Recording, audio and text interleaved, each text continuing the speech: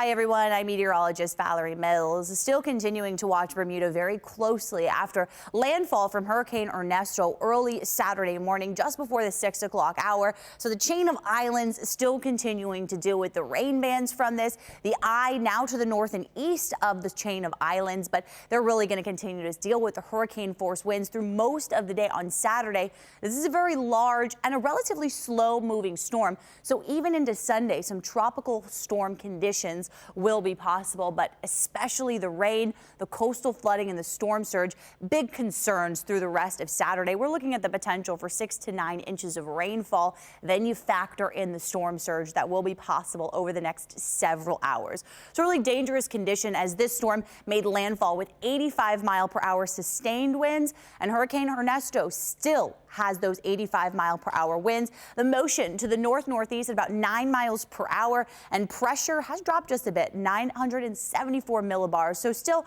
a relatively strong Category 1 hurricane, and it is expected to stay a hurricane over the next couple of days as it pulls away from the islands of Bermuda. Nothing but warm water, no land to interact with, so this will maintain a Category 1 hurricane strength right on into Monday. Then a trough that starts to develop on the east coast will help it pick up a little bit of forward speed, and it starts to take that sharper turn to the north and east. Then by Tuesday and especially Wednesday of this upcoming week, we'll finally be done with Hurricane Ernesto. But over the weekend, very high surf, dangerous rip currents are going to continue really from the east coast of Florida all the way up into the northeast. We still have those really big swells that are on the backside of Ernesto. So here's a look at our tropics watch with our exclusive Fox model and how it's going to take Ernesto. Notice very slow moving through Sunday. A little bit of a motion to the north and northeast, but not a whole lot. Then early next week, it's really Monday, Tuesday, where it starts to pick up a lot of forward speed. Should be up near Newfoundland by around Tuesday, and then that will be the last of the heavy rain we will be talking about from Ernesto.